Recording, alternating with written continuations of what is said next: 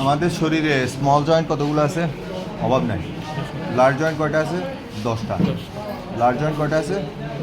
10টা। দুই শোল্ডারে, এদিকে ফিরাও, দুই শোল্ডারে 2টা, তারপরে হচ্ছে দুই হিপে 2টা, দুই হাঁটুতে 2টা, দুই অ্যাঙ্কেলে 2টা। কয়টা আছে?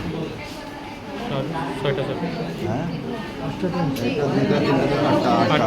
আর 2টা তাহলে এলবো, তাহলে এলবো 2টা, শোল্ডার 2টা, কয়টা হলো? 4টা। হিপ 2টা, কয়টা হলো? 6টা। নি 2টা, কয়টা হলো? 8টা। অ্যাঙ্কেল 2টা, কয়টা হলো? 10টা।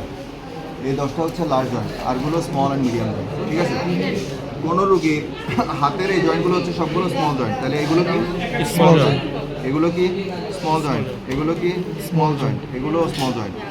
একটা রুগীর যদি 10টা স্মল জয়েন্ট, মানে 6 সপ্তাহ, 1.5 মাসের বেশি ফুলা থাকে, কি বললাম?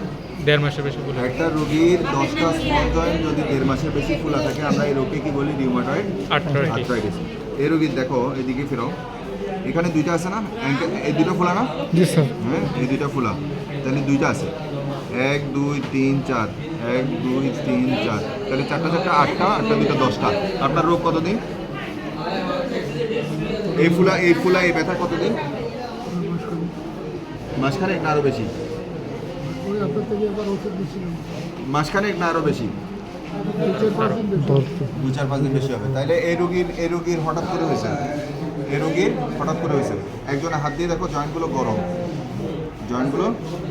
এখানে হাত দাও, জয়েন্টগুলো গরম, এখানে হাত দাও, জয়েন্টগুলো গরম। হ্যাঁ, তাইলে 1 নম্বর হচ্ছে ফুলা আছে, 2 নম্বর হচ্ছে গরম আছে, 3 নম্বর হচ্ছে এই জয়েন্ট রোগীর ফেসের দিকে লাগাও, এই যে জয়েন্টগুলো চাপ দিলে রোগীর প্রচণ্ড ব্যথা পায়, টেন্ডারনেস আছে। কি বললাম?